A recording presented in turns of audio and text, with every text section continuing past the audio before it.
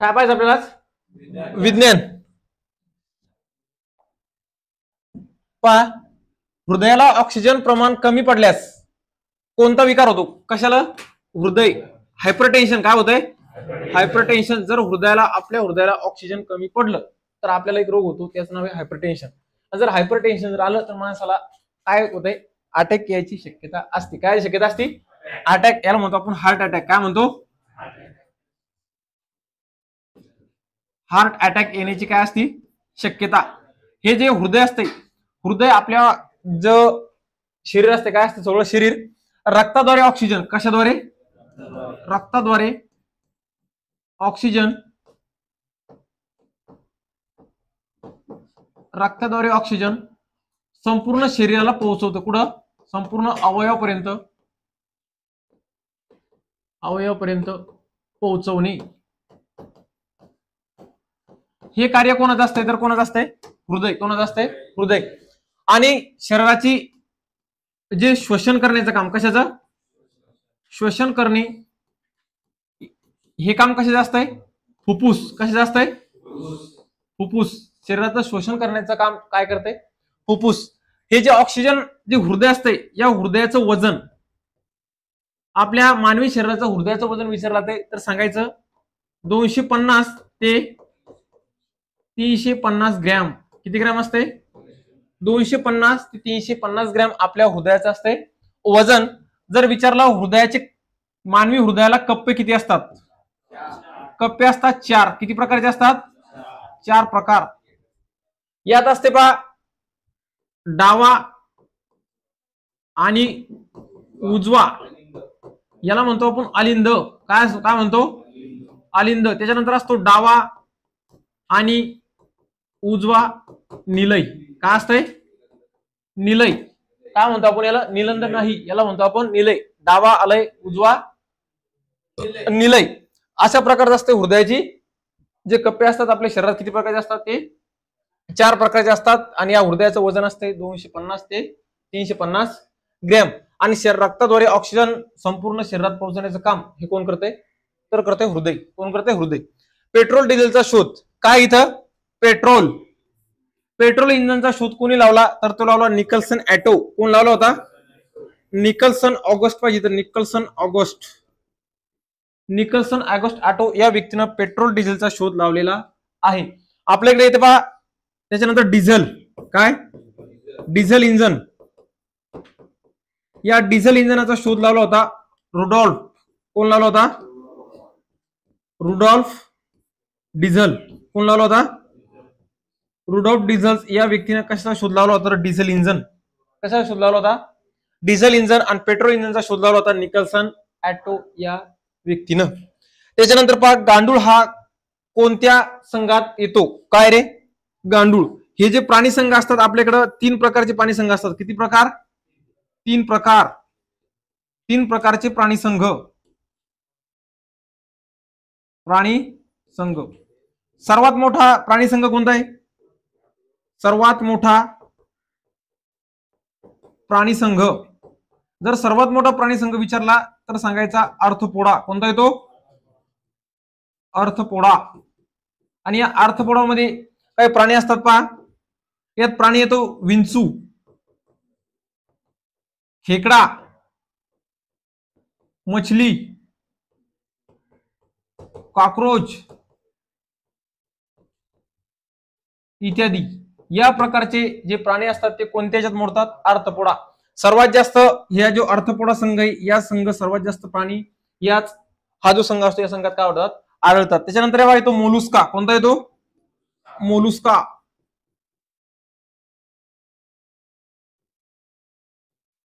या मोलुस्का मध्ये आढळतात पहा सीप. काय नावाचे? सीप. त्याच्यानंतर पिलापिचर्स आणि स्लग या नावाचे जे प्राणी असतात ते कशात आढळतात? मोलुस्का. कशात आढळतात? मोलुस्का. आणि त्याच्यानंतर येतो ॲनालिडा. काय येतो? ॲनालिडा. या ॲनालिडामध्ये गांडूळ, त्याच्यानंतर जळू काय आढळतो? गांडूळ आणि जळू या नावा हे जे प्राणी असतात ते कोणत्या संघात आढळतात? तर ॲनालिडा. आणि हे जे प्राणी असतात हे रक्ताने बनलेले असतात. कसे? रक्ताने बनलेले. या प्राण्यामध्ये हाडं नसतात. काय नसतात? हाडं नसतात. तुम्ही गांडूळ पाहिलं, गांडूळ कधी हाडं असतं का? आणि हे जे प्राणी असतात या प्राण्याला दोन्ही बाजूने तोंड असतात. कशा बाजूने? दोन्ही बाजूनी तोंड. दोन्ही बाजूने तोंड असलेला जो प्राणी असतो तो कोणत्या गटात येतो? तर अनालिडा. कोणत्या गटात येतो? अनालिडा. त्याच्यानंतर वाहन चालकाला मागील वाहन दिसावे म्हणून कोणता आरसा वापरतात? तर कोणता? बहिर्वक्र आरसा. कोणता? बहिर्वक्र आरसा. आपण जर वाहन चालवत असलो तर आपल्याला जर पाठीमागचं बघायचं असेल तर आपण त्यासाठी कोणता आरसा वापरतो?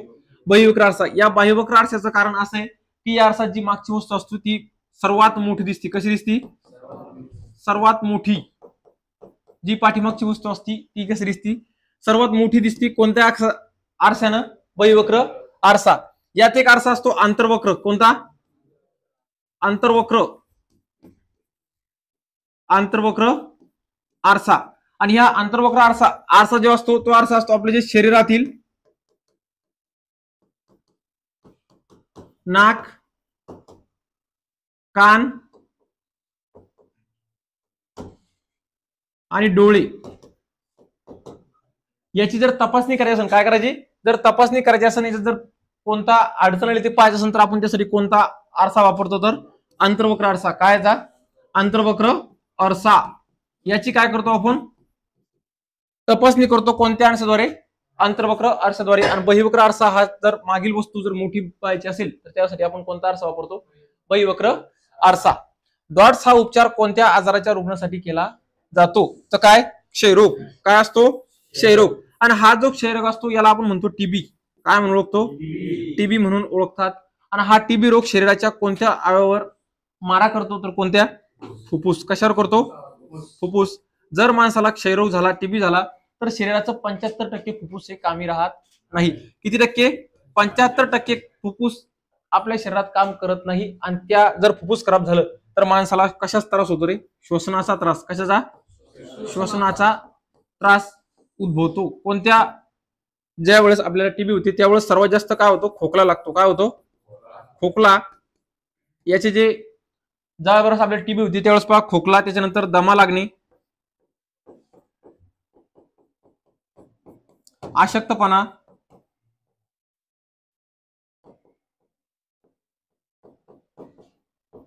आणि ताप येणे. आणि हा जो क्षयरोग आहे हा कसा रोग आहे? हा जीवाणूजन्य. कसा रोग आहे? जीवाणूजन्य रोग. आणि हा जीवाणूजन्य रोग आपल्या शरीरात एक बॅक्टेरिया होतो. तेव्हा तो कोणत्या बॅक्टेरियानुसार होतो? हा जो क्षयरोग आहे हा त्यासाठी बॅक्टेरिया पहा. या बॅक्टेरियाचं नाव आहे मॅक्टोबिरिया ट्युबरक्लोसिस. काय? मॅक्टोबिरिया. मॅक्टोबिरिया ट्युबरक्लोसिस. मॅक्टोबिरिया ट्युबरक्लोसिस हा जो रोग आहे हा जो जीवाणू, या जीवाणूमुळेच आपल्याला कोणता रोग होतो? टीबी हा रोग. त्याला होतो क्षयरोग. याच्यासाठी उपचार पहा डॉट्स उपचार वापरतात. कोणता? डॉट्स. DOTS डॉट उपचार या क्षयरोगासाठी आपण काय करतो? वापरतो. आणि यासाठी लहान मुलाला एक लस दिली जाते क्षयरोग होऊ नये म्हणून. त्या लसीचं नाव असते BCG लस. कोणती लस असती? BCG लस. ही जी BCG लस असती ही लस कशासाठी वापरतात? तर क्षयरोगासाठी. आपल्या इकडे क्षयरोग दिवस कोणता? क्षयरोग दिवस. क्षयरोग दिवस म्हणून कोणता दिवस मानला जातो? तर 24 मार्च. किती मार्च?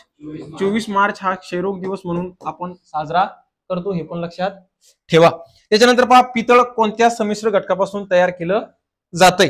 तर कोणता? तांबे आणि जस्त. ज्या वेळेस तांबे आणि जस्त हे संमिश्र एकात येतात त्याच वेळेस कोणता धातू तयार होतो? तर कोणता होतो? पितळ. कोणता होतो? पितळ. आपल्याकडे काय असतं? लोखंड. काय असतो? लोखंड. आणि लोखंडामध्ये 3 संमिश्र असतात. एक संमिश्र असतो पहा स्टील. कोणता असतो? स्टील. त्याच्यानंतर नंबर 2 ला असतो पहा लोह. आणि 3 ला असतो कार्बन. काय असतो? कार्बन. त्याच्यानंतर पहा येते पोलाद. काय येतो? पोलाद. आणि या पोलादामध्ये 2 प्रकार असतात. एक असतो लोह आणि दुसरा असतो कार्बन. कोणता असतो?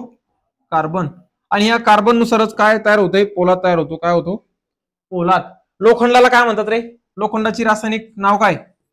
Fe. काय म्हणतात? Fe. आणि कार्बनला म्हणतात सी. काय म्हणतात? कार्बनला आपण म्हणतो सी. या कार्बनचा जर तुम्हाला अणुअंक विचारला तर किती सांगायचा? कार्बनचा अणुअंक 6. किती सांगायचा? 6 आणि फेरस किती नंबरला आहे? हा जे फेरस किती नंबरला असतो? किती नंबरला असतो फेरस? ग्रुपला सांगायचं मेसेज करून. समजलं?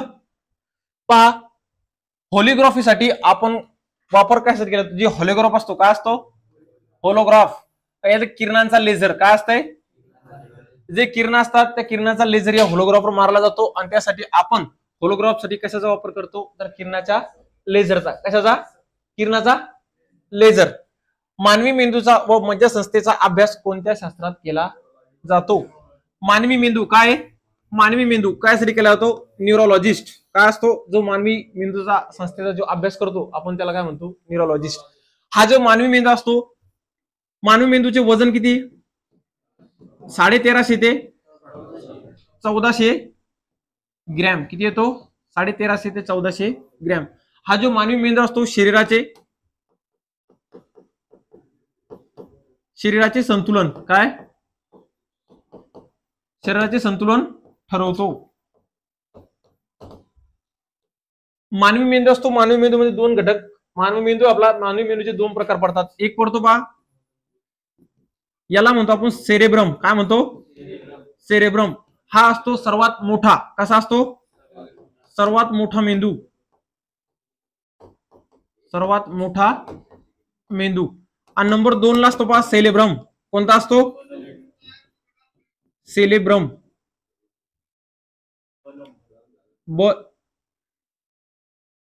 सेलेबलम. कसा असतो? सेलेबलम. आणि त्याला आपण म्हणतो लहान मेंदू. कोणता मेंदू? लहान मेंदू. आणि हा लहान मेंदू असतो आपल्या शरीराचं काय सांभाळतो? नियंत्रण किंवा संतुलन. काय सांभाळतो? जर लहान मेंदूचं संतुलन, जर लहान मेंदूला जर मार लागला तर आपण अक्षरशः असं उभं राहू शकत नाही. कोणत्या क्षणी आपण काय शकतो? पडू शकतो. एक असतो मोठा मेंदू आणि एक कोणता असतो? लहान मेंदू. तर विचार करण्याची क्षमता जर म्हटली तर ती असते मोठ्या मेंदूत. कशाची? विचार करण्याची क्षमता. विचार करण्याची क्षमता. आपल्या शरीराला जे रक्तपुरवठा होतो ते सगळ्यात पहिली चालना कशाला भेटते? मेंदूला. आणि तेव्हाच मेंदूला चालना भेटल्यानंतर फुफ्फुस हे रक्ताद्वारे ऑक्सिजन पुरवून पूर्ण शरीराला काय करते? पोहोचतं करते. आणि हे जे लहान मेंदू असते याच्याकडे हालचाल काय असते? हालचालीवर नियंत्रण. काय असते? हालचालीवर नियंत्रण. कोणता मेंदू ठरवतो? तर लहान मेंदू. त्याला म्हणतो आपण सेलेबलम. काय म्हणतो? सेलेबलम. आणि या मानवी मेंदूचा जो मज्जासंस्थेचा जे अभ्यास करते त्याला आपण काय म्हणतो? न्यूरोलॉजिस्ट. जर आपल्या इकडे आलं पहा किडनीचा अभ्यास. किडनीचा अभ्यास याला आपण म्हणतो नेफ्रोलॉजिस्ट. काय म्हणतो? नेफ्रोलॉजिस्ट. जो किडनीचा अभ्यास करणारे शास्त्र असते त्याला म्हणतो नेफ्रोलॉजिस्ट. त्याच्यानंतर मला सांगा हृदयाचा अभ्यास. हृदयाचा अभ्यास आणि त्या हृदयाचा अभ्यास करणारे शास्त्र त्याला म्हणतो आपण कार्डिओलॉजिस्ट. कार्डिओलॉजिस्ट. त्यानंतर पक्षाचा अभ्यास. पक्षाचा अभ्यास करणाऱ्या शास्त्राला आपण म्हणतो अँथ्रोलॉजिस्ट. काय म्हणतो? अँथ्रोलॉजिस्ट. काय म्हणतो? अँथ्रोलॉजिस्ट. आणि मानवी मेंदूचा अभ्यास करणाऱ्या शास्त्राला काय म्हणतो? न्यूरोलॉजी. काय म्हणतो? न्यूरोलॉजी. आपल्या त्याच्यानंतर दुधाचे दह्यामध्ये रूपांतर कशाद्वारे केले जाते? तर ते केले जाते कशात? जीवाणूद्वारे. कशाद्वारे केले जाते? जीवाणूद्वारे दुधाचे दह्यामध्ये रूपांतर केले जाते. ज्यावेळेस दुधाचं दह्यात रूपांतर होतंय त्या बदलाला काय म्हणतात रे? तो बदल असतो त्या बदलाला आपण म्हणतो रासायनिक बदल. कसा बदल होतो? रासायनिक बदल. आणि हा जो रासायनिक बदल असतो हा रासायनिक बदल कशामुळे होतो? दुधामध्ये काय असते? एक लॅक्टिक नावाची शर्करा असते. काय असते?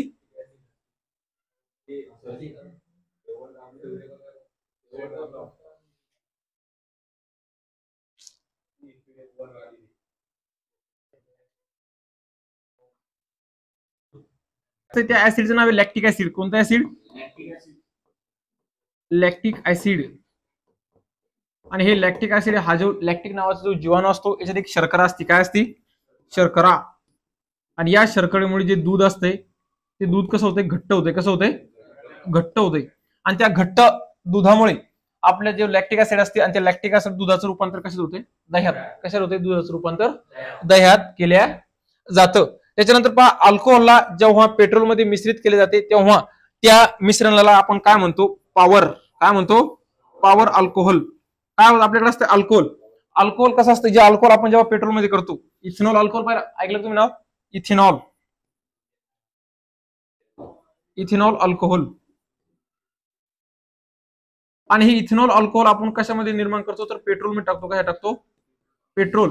आणि या दोघांचं जेव्हा मिश्रण होतंय त्यावेळेस कोणतं अल्कोहोल तयार होतंय, तर त्या अल्कोहोलचं नाव असते पॉवर अल्कोहोल. कोणतं असतंय, पॉवर अल्कोहोल. या ठिकाणी आपण हा विज्ञान झालेला आहे. तर या ठिकाणी आपण आता उद्या परत अशीच एक सिरीज आहे, कशी, इतिहास, त्याच्यानंतर कोणता, भूगोल, त्याच्यानंतर विज्ञान आणि पंचायत राज आणि विविध.